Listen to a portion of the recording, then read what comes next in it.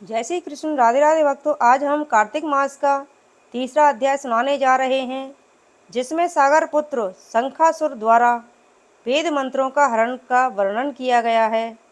सत्यभामा बोली, हे भगवान, आप तीनों कालों के जानने वाले हैं। आप काल स्वरूप हैं और सब काल समय के समान हैं। तब फिर आप कार्तिक मास को ही इतना श्रेष्ठ क्यों मानते हो? हे देव, इस प्रकार सब तिथियों में एकादशी और सब महीनों में कार्तिक मास का महीना ही आपको क्यों प्रिय है, इसका कारण बताइए। श्री कृष्ण बोले, हे कांते, तुमने बड़ा अच्छा प्रश्न किया है। इस विषय में एकाग्रचित होकर राजा वेणु के पुत्र पृथु और महर्षि नारद का पूरा संवाद सुनो, जिसे पहले महाराज पृथु ने नारद से पूछा था। तब नारद जी ने कार्तिक मास की महिमा बतलाई। नारद जी बोले, समय में सागर का पुत्र शंखासुर नामक राक्षस त्रिलोकी को मत डालने वाला पराक्रमी पैदा हुआ था।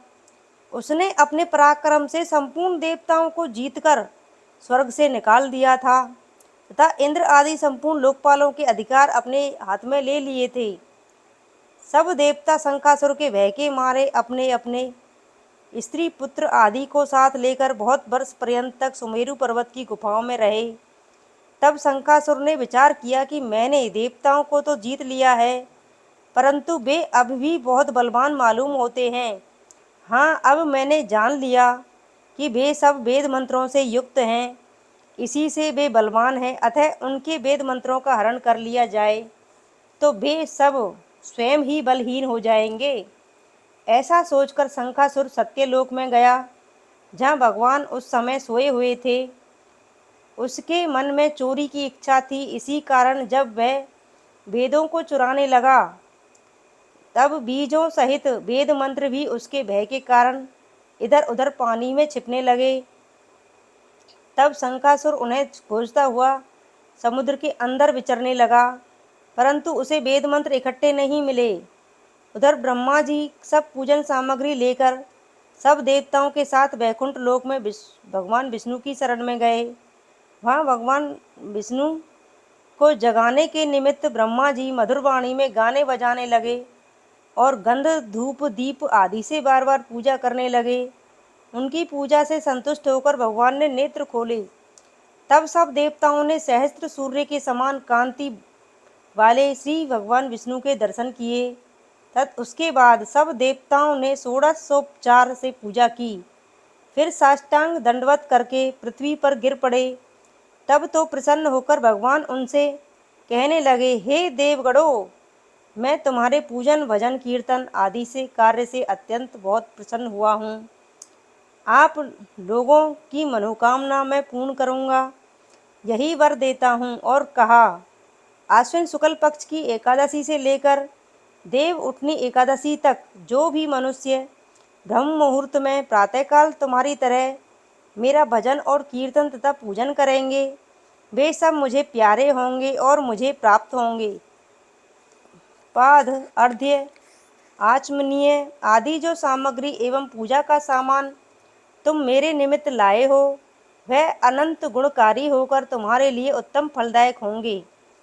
तुम्हारे यहाँ आने की हमको सब बातें ज्ञात हो गई हैं। शंखासुर जिन वेदों को हर कर ले गया है, वे सब और शंखासुर अभी जल में ही स्थिर है, इसलिए मैं शंखासुर को मारकर वेदों को ले आऊँगा। अब से लेकर बीज मंत्र समेत सब वेद प्रतिवर्ष कार्तिक के महीने में सदा जल में निवास करेंगे।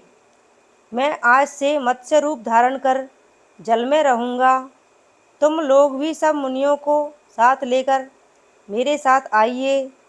इन दिनों में इस लोक में जो मनुष्य प्रातःकाल में स्नान करेंगे, वे निश्चय यतांत स्नान के फल को प्राप्त होंगे।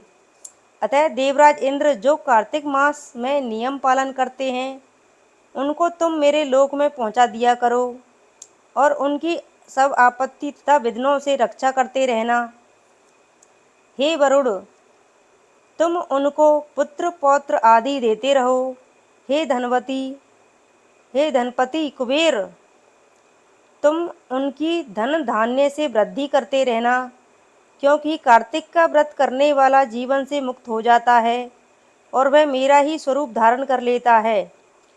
और हे अनंत देवताओं, जो जन्म से मरण तक इस उत्तम व्रत का नियम पालन करता है, वह तुम्हारा भी पूज्य है। तुम लोगों ने मुझे एकादशी के दिन जगाया है, इसलिए यह तिथि परम पवित्र है और सदा मनाने योग्य है। यह तिथि मेरे लिए परम प्यारी है। हे देवगणों, विधि पूर्वक किए गए ये दोनों व्रत प्रत्येक प्राणी को मेरे ही समीप पहुंचा देते हैं, जिनके समान न कोई तीर्थ है, न कोई दान है, न कोई व्रत है जो स्वर्ग दे सके। इस प्रकार कार्तिक मास का तीसरा अध्याय समाप्त हुआ। जय श्री कृष्ण। राधे राधे भक्तों।